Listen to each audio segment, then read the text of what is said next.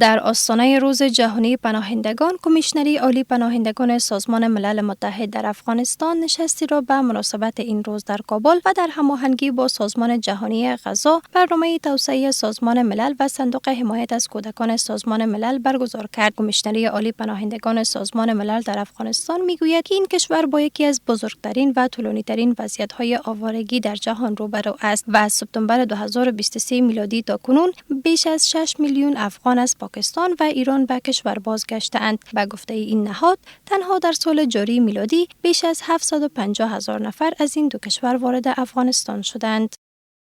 Afghanistan is on the front lines of mass returns and at a tipping point between stability and fracture. افغانستان در خط مقدم بازگشت‌های گسترده قرار دارد و در نقطه سرنوشت‌ساز میان ثبات و فروپاشی ایستاده است. بازیگران منطقه‌ای و بین‌المللی یک انتخاب دارند: یا برای ثبات متحد شوند و در آن سرمایه‌گذاری کنند، یا پراگنده عمل کنند و این کشور مهم راهبردی را درگیر مشکل‌ها و بحران‌ها رها سازند.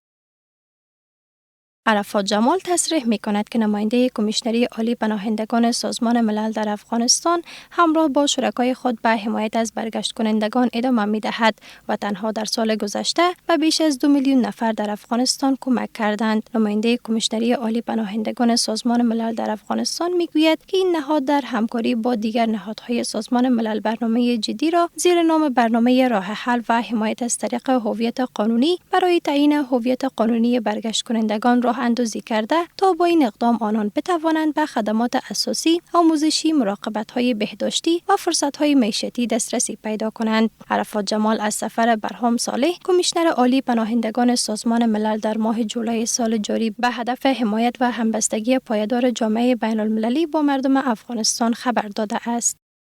Over the next 3 years, the program seeks resources to support the issuance. این برنامه در طول 3 سال آینده تلاش می‌کند منابع لازم را برای صدور تا 1.5 میلیون مدرک هویتی مدنی برای افغان‌های نیازمند فراهم کند تا هویت قانونی آنان احیا شده و دسترسیشان به حقوق و فرصت‌ها تسهیل شود. همزمان مسئولان سایر دفترهای سازمان ملل در افغانستان با تاکید بر همکاری با کمیشنری عالی پناهندگان سازمان ملل و به منظور کمک با مردم افغانستان میگویند که تلاش میکنند با تطبیق برنامه راه حل و حمایت از طریق هویت قانونی کمک‌هایشان را به گونه فوری به نیازمندان برسانند. معاون نماینده یونیسف در این برنامه میگوید که نیمه از کودکان افغانستان به کارت تولد دسترسی ندارند و نیاز از خانواده‌ها در این زمینه توجه جدی کنند. A message to parents. This is your child's identity. پیام من برای خانواده این است که لطفاً برای کودکانتان کارت تولد بگیرید تا به خدمات اساسی دسترسی داشته باشند و نهادها بتوانند به آسانی برایشان کمک کنند. Priority in terms of this program, and fourthly and perhaps as importantly also it's about opportunity. اولویت ما کمک به برگشت کنندگان و آماده سازی سندها برای تشخیص دقیق و ارائه بهتر کمک هاست. ما تلاش میکنیم تمام اقشار جامعه به شمول کشاورزان را تحت پوشش قرار دهیم.